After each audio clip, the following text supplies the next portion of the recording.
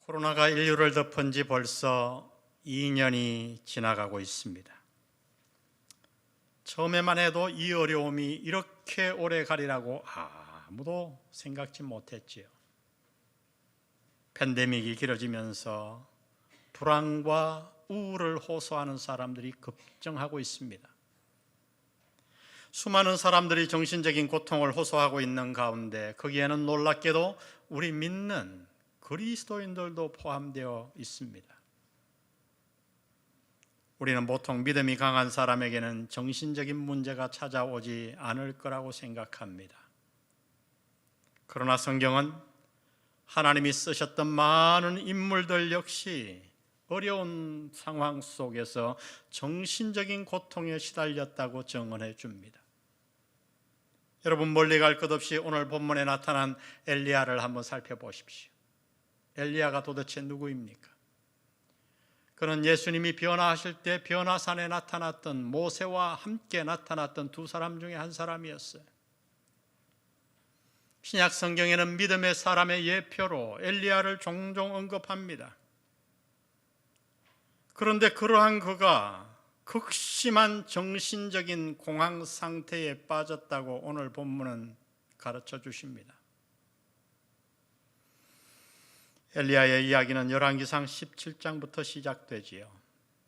그는 하나님을 떠나 계속해서 악을 범하는 아방에게 가서 비가 멈출 것을 선언합니다. 그리고 광야에 들어가 그리 시냇가에 은둔하는데 하나님은 놀랍게도 까마귀를 통해서 떡과 고기를 보내 그를 먹여 살리십니다. 시냇물이 다 마르자 하나님은 그를 사르밧 과부에게 보냈고, 사르밧 과부는 마지막 남은 밀가루 한 움큼을 먹고 죽으려고 했는데 하나님이 기적을 베푸셔서 밀가루와 기름이 가뭄이 다하기까지 떨어지지 않는 기적을 베풀어 주셨어요. 가뭄이 닥친 지 3년째 되던 해에 마침내 하나님은 비를 약속해 주셨고, 우리가 아는 대로 엘리야는 갈멜산에서 바알의 선지자 450명과 유명한 전투를 치릅니다. 전투의 내용은 간단했어요. 각기 자신의 신들의 이름을 불러 불로 응답하는 신이 진짜임을 증명하는 거였지요. 그 결과를 성경은 우리에게 이렇게 전합니다. 열왕기상 18장 38절. 이에 여호와의 불이 내려서 번제물과 나무와 돌과 흙을 태우고 또 도랑의 물을 핥은지라. 바알 선지자 450명이 자신의 몸을 칼로 그어가면서 바알 신을 불렀지만 아무 응답이 없었어요. 그렇지요. 우상이 어떻게 응답하겠어요? 그러나 엘리야는 조용히 혼자 기도했건만 하나님은 불로써 응답해 주셨어요. 엘리야는 바알 선지자 450명을 기손 시냇가에 데리고 가 거기서 다 죽입니다. 엘리야는 선지자로서의 최고의 사역을 성취한 거예요. 이보다 더한 사역을 어떻게 이룰 수 있겠어요? 엘리야는 당연히 기대했습니다. 이제는 사람들이 변하겠지. 그래서 비가 와서 질척거리는 그 길을 그는 신이 나서 아방의 마차를 앞질러 뛰어 성으로 들어갑니다. 그는 이세벨의 항복을 확신했어요. 그러나 성에 들어간 그는 너무나 충격적인 모습 앞에 주저앉고 맙니다. 이세벨은 회개하고 항복하기는커녕 도끼가 바짝 올라 내일 이맘때까지 엘리야를 죽이겠다고 선포했어요. 그렇게 힘들게 사역했음에도 아무것도 변한 것이 없었어요. 이세벨은 회개하지 않았고 이스라엘의 악은 그대로 존재했습니다. 그 앞에서 엘리야는 정신적으로 무너져 내립니다. 갑자기 찾아온 두려운 마음에 사로잡힌 그는 이세벨을 피해 먼 길을 도망가요. 기진맥진할 정도로. 그리고 마침내 한 장소에 이르러 그는 자신의 생명을 포기하고 싶어 했다고 오늘 본문은 가르쳐 줍니다. 여러분, 이 위대한 사람, 이 위대한 믿음의 사람이 자살 충동을 느끼다니요. 여러분, 이게 도대체 말이 됩니까? 성경은 그런데 그것이 말이 된다고 말씀하십니다. 혹시 지금 엘리야처럼 모든 것을 포기하고 싶은 분이 있는지 모르겠어요. 다 포기하고 싶음에도 그래도 여태까지 해온 사역이 있어서, 목자로서 성겨운 모습 때문에, 집사의 직분 때문에, 전폭 훈련을 받고 제자 훈련을 받았다는 그 마음 때문에 모든 것을 다 포기하고 싶건만 그 모든 어려움을 마음에 깊이 감춘 채 홀로 당황하고 있는 분이 이 자리에 계십니까? 여러분, 그렇다면 오늘 바로 이 하나님의 말씀 앞에 대면하여 서시기 바랍니다. 구원받은 사람이 정신질환에 걸릴 수 있는가? 대답은 예입니다. 믿음이 있는 사람이 불안증과 우울증에 시달릴 수 있는가? 그 대답 역시 예입니다. 성경은 그것이 가능하다고 말씀하세요. 우리 모두는 연약한 인간이기에 극심한 고난 속에서 정신적으로 무너질 수 있습니다. 그것이 성경의 가르침이에요. 그러면 여러분, 이렇게 정신적인 공황에 이를 정도로 어려운 환경과 고난 속에서 우리는 어떻게 해야 합니까? 하나님은 엘리야의 이야기를 통해 우리에게 한 가지 중요한 교훈을 가르쳐 주십니다. 극심한 상황 가운데서 심지어 자살 충동까지 느꼈지만은 그 속에서도 오늘 본문에 보니 엘리야는 한 가지 일만은 결코 포기하지 않았어요. 그 한 가지가 무엇입니까? 그것은 바로 기도였어요. 기도. 그 어려운 상황 가운데서도 엘리야는 기도의 자리로 나아갔다고 오늘 본문은 우리에게 가르쳐 줍니다. 여러분, 그렇습니다. 이것이 바로 성경이 엘리야를 믿음의 사람으로 내세우는 이유예요. 아니, 이것이 성경이 말하는 믿음의 사람의 모습이에요. 믿음은 이 땅을 사는 동안 한 번도 흔들리지 않는 것이 아닙니다. 한 번도 실패하지 않는 것이 아니에요. 우리가 아는 대로 수제자 베드로는 3번씩이나 예수님을 부인하고 실패했지 않습니까? 참 믿음은 실패하지 않는 것이 아니라 실패의 자리에서 어떻게 하는가 하는 것입니다. 참 믿음의 사람은 실패와 불안과 정신적인 공황과 좌절 가운데서도 무엇을 하는가? 그 가운데서 비록 신음하고 무너질지라도 마지막에는 아버지께로 달려갑니다.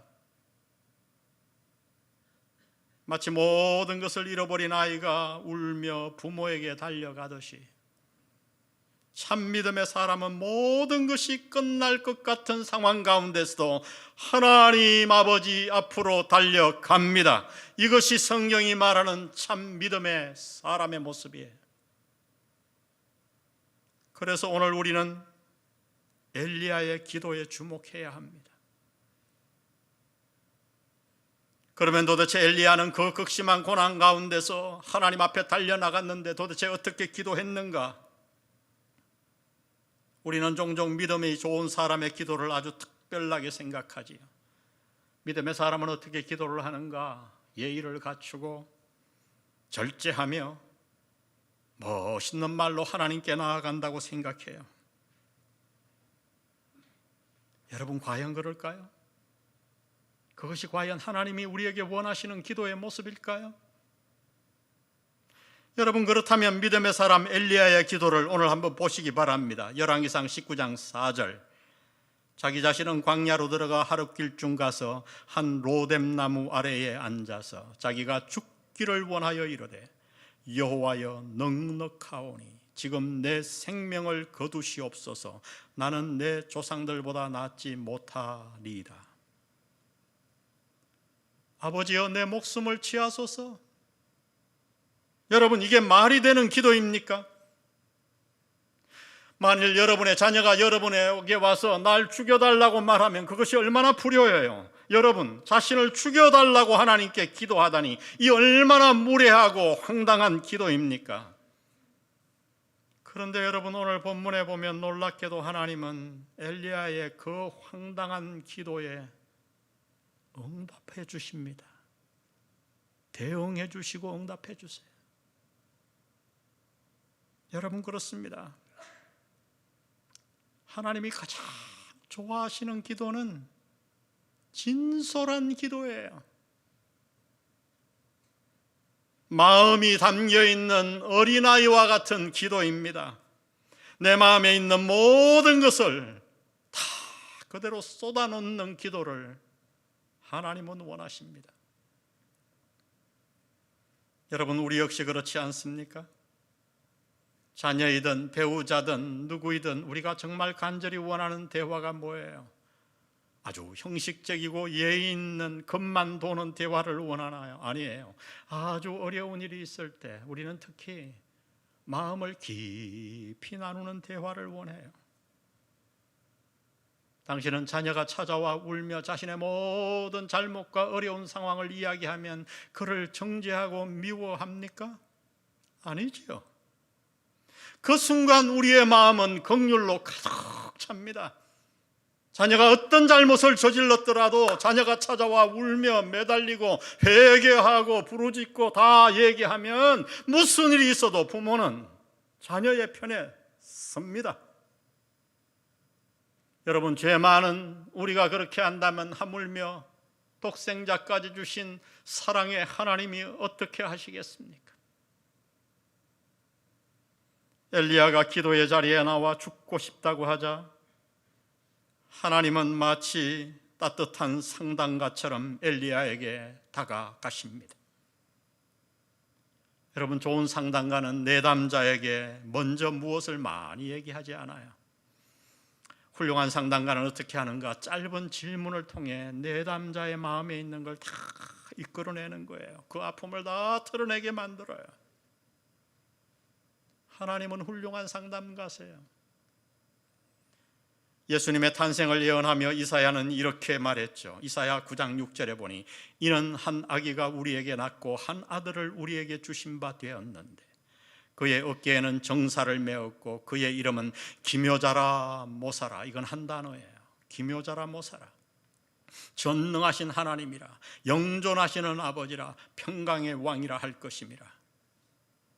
영어 성경은 이 기묘자와 모사를 어떻게 번역했는가? Wonderful Counselor, 아주 훌륭한 상담가. 여러분, 그래요. 하나님은 어떤 분이신가? 그분은 우리의 마음의 모든 상처와 아픔을 다 이해하시고 그 모든 상처를 싸매주시며 다가와 치유해 주시는 분인 줄 믿습니다. 엘리야가 자신의 모든 마음의 어려움을 솔직하게 다 아뢰자 하나님은 따뜻하게 다가와 이렇게 말씀하세요. 아주 짧은 말씀, 열왕기상 9장 9절 우리 다 같이 한번 읽어봅니다. 시작. 엘리야야, 네가 어찌하여 여기 있느냐. 이게 하나님의 말씀에 다였어요. 엘리야야, 네가 어찌하여 여기 있느냐. 여러분, 이 한마디에 모든 것이 다 들어있는 거예요. 엘리야야, 무슨 일이니? 네가 어찌하여 도망하여 이렇게 여기에 기진맥진하여 누워있니? 울며 찾아온 자녀에게 왜 무슨 일이야? 묻는 부모처럼 지금 하나님은 엘리야의 모든 이야기를 다 들어주시겠다고 말씀하는 거예요. 엘리야야, 네가 어찌하여 여기 있느냐?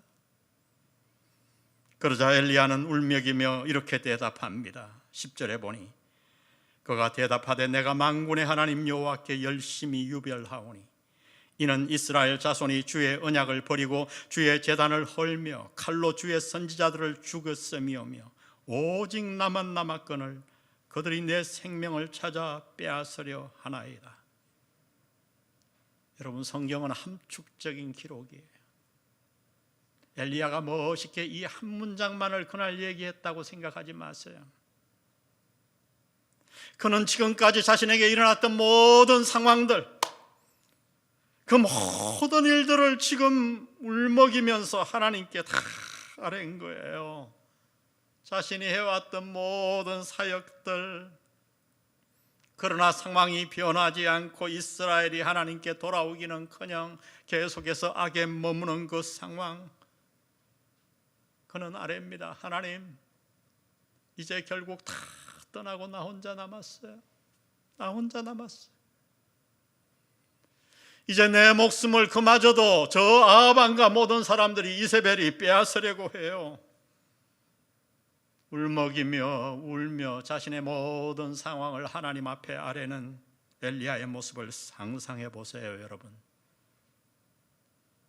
이것이 본문이 가르쳐주는 엘리야의 기도입니다. 여러분, 기도는 멋있는 말이 아니에요. 종교적인 언어가 아니에요. 아무 의미 없이 계속해서 되풀이하는 중언부언도 아닙니다. 기도는 내 모든 사정과 마음의 아픔과 내 마음에 있는 모든 것을 그대로 하나님께 아뢰는 아빠와의 진솔한 대화예요. 오늘 본문을 읽어보면 하나님은 똑같은 질문을 2번이나 엘리야에게 물으십니다. 그리고 엘리야는 다시 자신의 사정을 하나님 앞에 다 똑같이 얘기해요.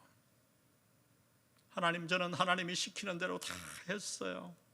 가뭄을 선포했고 가뭄에 시달리는 사르밧 과부에게 가서 그 과부를 도와줬고 바알 선지자들과 목숨을 걸고 전투를 치렀어요.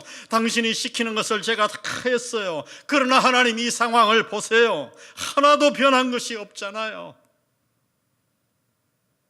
이제 여기까지예요. 하나님, 저는 더 이상 못해요. 이제 조카오니 제 목숨을 취해 주세요.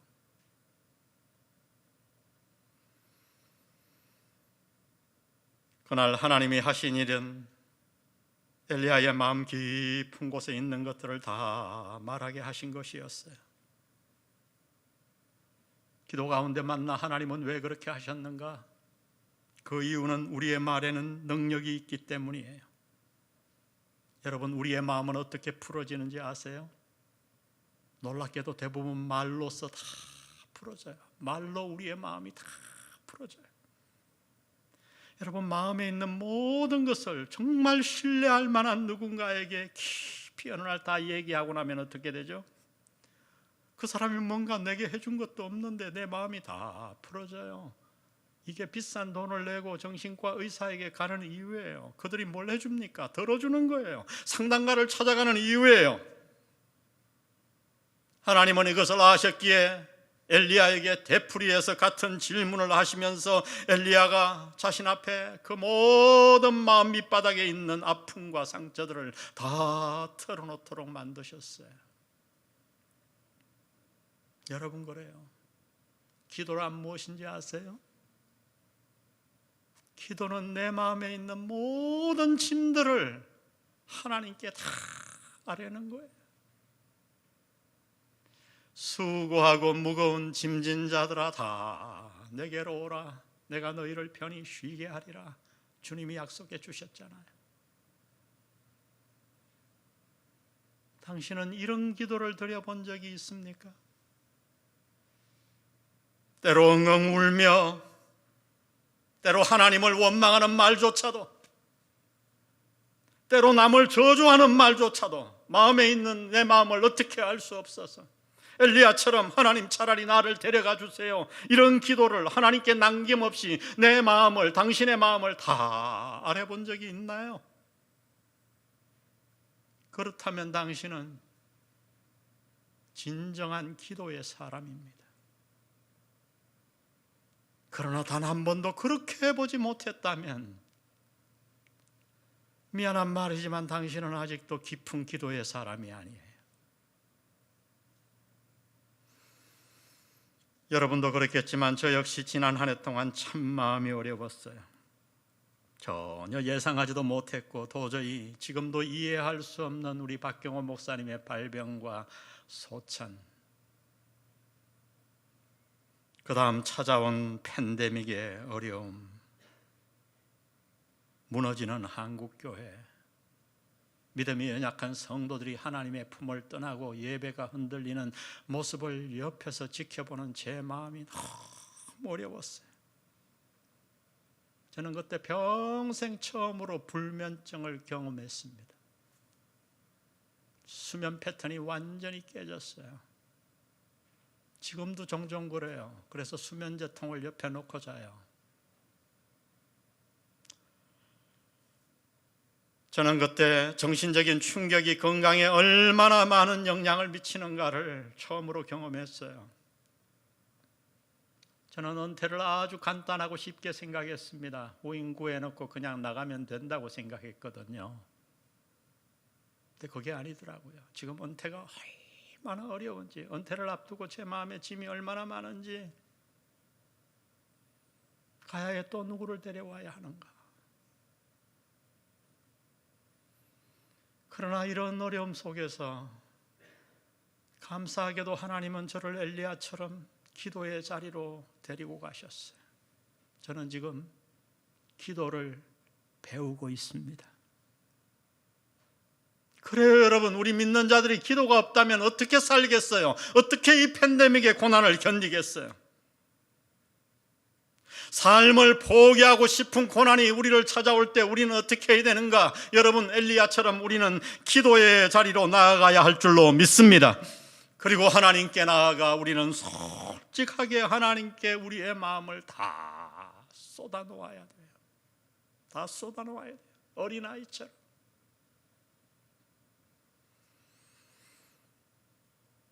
우리가 그렇게 기도하면 하나님은 우리의 기도에 어떻게 응답하시는가? 하나님의 응답이 19장 5절에 이렇게 기록되어 있어요. 로뎀 나무 아래에 누워 자더니 천사가 그를 어루만지며 그에게 이르되 일어나서 먹으라 하는지라. 여러분, 하나님의 응답이 너무 놀랍지 않나요? 거의 실신할 정도로 지쳐서 쓰러져 있는 엘리야에게 다가와 하나님은 먼저 그의 몸을 만져주십니다. 어릴 때 아팠을 때 어머니가 와서 배탈이 나면 배를 쭉 쓰다듬어 주듯이 하나님이 그렇게 만지셔요. 그리고 일어나 먹으라고 권합니다. 엘리야가 먹고 기진맥진해서 다시 눈이 또 어루만지고 시간이 되어 지나자 그를 또 깨워서 일어나 먹으라. 따뜻한 죽을 끓여와 주는 부모처럼. 여러분, 이것이 하나님의 응답이에요. 하나님은 엘리야를 야단치지 않으셨어요. 길게 설교하지도 않으셨어요. 훈계하지도 않으셨어요. 다만 그의 마음을 다 쏟아놓게 만들고 짧은 질문을 통해 그리고 어떻게 하시는가? 다가와 그를 어루만지시고 먹이시고 재우십니다. 하나님은 이런 분이십니다. 그분은 우리가 육체를 가진 연약한 존재임을 아세요. 그래서 하나님은 우리가 육신의 문제를 가지고 그의 앞에 나아가 기도할 때 그것을 절대 무시하지 않습니다. 그러므로 성도 여러분, 여러분이 환경으로 인해 육체로 어려울 때에 주저하지 마시고 그 문제를 가지고 하나님 앞에 나아가시기 바랍니다. 주님도 십자가 앞에서 하나님 앞에 어떻게 기도할까요? 아버지여, 할만하시거든 이 잔을 내게서 거둬 주옵소서. 한 번만 기도했나요? 밤새도록 되풀이하여 기도하셨어요. 주님도 그렇게 하셨어요. 우리는 육체를 가진 인간이기 때문에 환경의 영향을 받습니다. 육체가 너무 기진하면 영혼이 쇠약해집니다.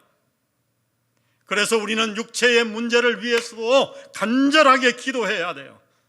나의 질병을 위해, 사업을 위해, 자녀 문제와 이 땅에 필요한 것들을 위해 우리는 기도해야 합니다. 하나님은 어떤 분이신가? 그러한 우리의 필요를 아시고 다가와 우리를 어루만지시고 먹이시고 채우시며 우리의 필요를 채워주시는 아버지신 줄 믿습니다. 기진한 엘리야를 먹이시고 일으키신 후에 하나님은 어떻게 하셨는가? 거기서 끝내지 아니하고 하나님은 그를 여호와의 산 호렙으로 드디어 인도하십니다. 호렙산, 신의 산이지요. 모세가 하나님을 독대했던 그 산. 육체의 문제를 다 해결하신 후 그가 기력을 되찾자 하나님은 40일이 걸리는 그 먼 길 호렙산으로 엘리야를 인도하세요. 여러분, 그래요. 많은 잘못된 기도가 육체에만 머물러요. 그래서 육체의 문제가 해결되면 그것으로 끝나요. 더 이상 기도로 나아가지 않죠. 그 결과 그 혹독한 어려움으로부터 벗어난 기도의 기적을 경험하고도 여전히 아무런 조금의 변화도 없는 자들이 우리 주위에 얼마나 많은가요? 여러분, 이것이 문제예요. 이것이 바로 이 교도적인 기도예요. 잘못된 기도예요. 진정한 기도는 육체의 응답을 통해 우리를 하나님께로 이끕니다. 진정한 기도는 우리를 변화시키고 우리를 성숙시키고, 참 기도는 하나님을 더 깊이 알게 하고 하나님 아버지를 더 사랑하게 만듭니다. 하나님은 마침내 엘리야를 호렙산 앞에 서게 하십니다. 그 앞을 하나님이 지나가세요. 처음에 강한 바람, 바위도 날려버릴 것 같은 강한 바람이 옵니다. 엘리야는 생각했죠. 하나님이 저기 계시구나. 근데 놀랍게 하나님이 거기 계시지 않았어요. 바람 후에 지진이 왔어요. 땅이 쩍쩍 갈라는 지진이 놀라운 능력이죠. 거기에도 하나님이 계시지 않았어요.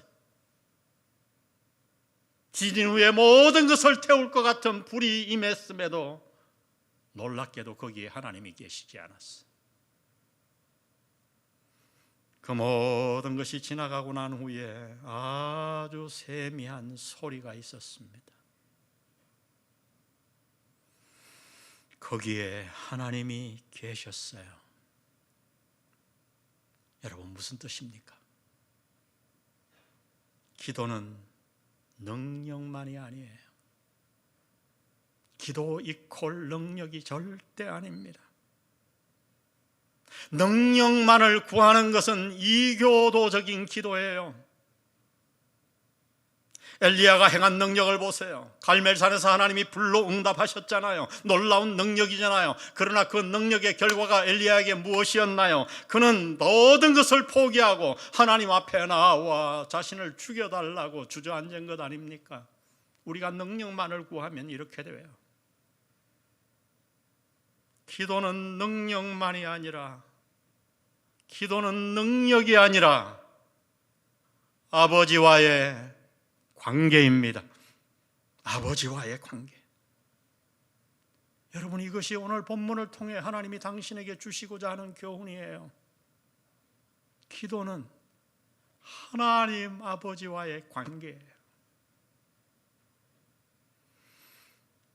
여러분을 한번 생각해 보세요. 여러분은 부부간에 혹은 사랑하는 사람끼리 어떻게 대화하나요? 막 고함으로 대화하나요? 능력으로 대화하나요? 엄청난 돈으로 대화하나요? 물질로 대화하나요? 한계가 있어요. 불로 대화하나요? 아니죠. 사랑하는 사람끼리는 어떻게 대화합니까? 미러라 그러죠. 세미한 속삭임으로 마음 깊이 있는 얘기들을 쏟아놓음으로 대화하죠. 하나님은 그날 그래서 세미한 소리 가운데 계셨습니다. 참 기도는 우리를 하나님께로 이끕니다. 기도를 통해 우리는 그분을 더 깊이 알아갑니다. 기도를 통해 우리는 누구에게도 말 못할 내 마음의 모든 것을 하나님께 다 쏟아놓습니다. 그리고 우리는 기도하는 가운데 그분을 더 깊이 사랑하게 됩니다. 가장 좋은 것으로 응답하실 그 하나님을 믿으며 신뢰하게 돼요. 그 결과 어떤 상황 가운데서도 우리 마음에 하늘의 평강이 찾아옵니다. 아멘. 기도하는 가운데 이 놀라운 기도의 비밀을 깨달았던 사도 바울은 저 유명한 로마서 8장 마지막에서 이렇게 외칩니다. 하나님이 우리를 위하시면 누가 우리를 대적하리요? 누가 우리를 정죄하리요? 우리가 고난 가운데서 마치 도살당할 양같이 여김을 받았지만은 이 모든 일에 우리를 사랑하시는 이로 말미암아 우리가 넉넉히 이기느니라. 이 땅의 그 어떤 것도 우리를 향한 우리 주 그리스도 예수 안에 있는 하나님의 사랑에서 끊을 수 없으리라. 할렐루야. 끊을 수 없으리라. 예수님은 어느 날 성전에서 장사하는 자들에게 오셔서 그들의 상을 엎으시고 채찍을 만들어 다 쫓아내시고 이렇게 말씀합니다. 내 집은 만민이 기도하는 집이다. 너희가 강도의 소굴로 만들려고 하느냐? 여러분, 그때 성전은 오늘 예배당이 아니잖아요. 예수님이 만민의 집이라고 선포하셨던 그 교회 성전은 무엇입니까? 오늘 교회예요. 저와 여러분이에요. 우리는 개인적으로도 기도해야 되지만 그래서 교회적으로 함께 모여 목장교회 안에서 소그룹 안에서 기도해야 돼요. 왜요? 이 교회는 만민이 기도하는 집이기 때문에. 여러분 아실 겁니다. 제가 설교 때마다 여러분을 어디로 지금 인도하고 있는지 제 생각이 아니에요. 하나님이 저를 그렇게 인도하셨고 우리 교회를 그렇게 인도하시는 거예요. 저는 우리 영안 공동체가 예수님이 선포한 대로 만민이 기도하는 집이 되기를 간절히 원합니다. 여러분, 이 일에 나서십시오. 혼자 기도하는 것 중요합니다. 그러나 함께 기도하십시오. 기도 소그룹으로 나오고 목장교회 나와 기도 제목을 나누고 간절히 한번 기도하세요. 엘리야에게 응답하신 하나님, 지금도 살아계셔서 우리의 기도에 응답하시는 줄 믿습니다. 우리 모두 영안 공동체 기도로 우리에게 다가온 어떤 어려움도, 팬데믹의 어려움도 함께 뚫고 일어나 하나님을 더 알아가고 승리하며 엘리야처럼 기도의 사람이 되어 모든 사람에게 하나님을 증거하는 믿음의 사람 되시기를 주의 이름으로 축복합니다. 축복합니다. 우리 오늘 말씀 생각하며 기도하는 마음으로 주님 앞에 찬양 올려드립니다. 이 세상을 살아가는 동안에 나의 힘을 의지할 수 없으니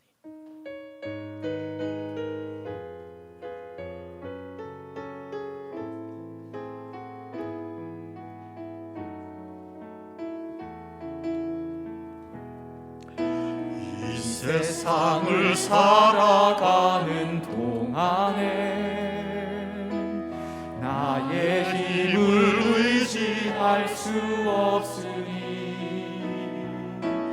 기도하고 낙심하지 말 것은 주께서 참 소망이 되시리라. 1절 이 세상을 살아가는 동안에 나의 힘을 의지할 수 없으니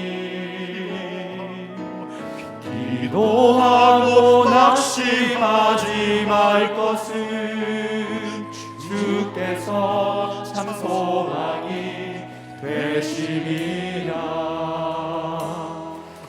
하나님의 꿈이 나의 비전이 되고 예수님의 성품이 나의 인격이 되고 성령님의 권능이 나의 능력이 되길 원하고 바라고 기도합니다. 주의 길을 걸어가는 동안에 세상의 것 의지할 수 없으니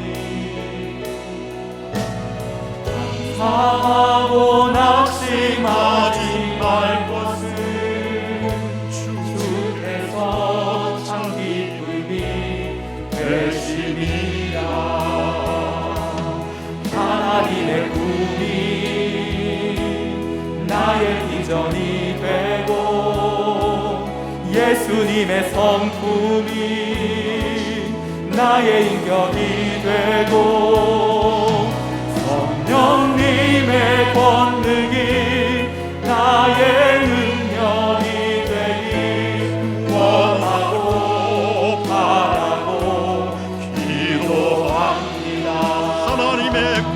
하나님의 꿈이 나의 비전이 되고 예수님의 성품이 나의 인격이 되고 성령님의 권능이 나의 능력이 되기 원하고 바라고 기도합니다.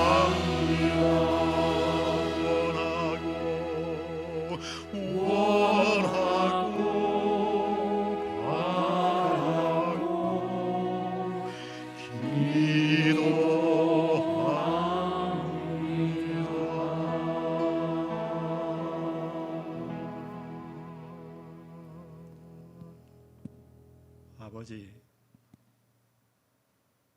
당신이 사랑하는 이 영안교회를 만민이 기도하는 집되게 만들어 주십시오. 우리 모두 어려움으로 신음하면서 기도하지 않은 죄를 회개합니다. 오늘 엘리야를 통해 우리에게 강하게 말씀하신 주님, 우리를 향한 그 사랑의 마음을 우리가 깨닫습니다. 우리를 살리려고 우리를 기도의 자리로 부르셨사오니 순종하고 모든 것을 포기하고 싶은 상황 가운데서라도 엘리야처럼 하나님께 달려나가게 도와 주옵소서. 그곳에서 하나님을 깊이 만나기를 원합니다. 나를 다 이해하시고 나를 어루만지시고 먹이시고 채우시고 육체의 필요를 채우시며 그리고 호렙산으로 우리를 인도하실 주님을 기대합니다. 그 하나님 신뢰하고 이 어려움을 견뎌나가는 우리 모두가 되게, 영안 공동체 되게 주님 축복해 주옵소서. 성부, 성자, 성령의 은혜가 오늘 말씀 들은 이후 엘리야처럼 기도의 자리로 나아가 참 기도의 사람이 되기로 다짐하는 영한 성도들 머리 위에 지금부터 영원히 함께 하시기를 예수님의 이름으로 축원합니다.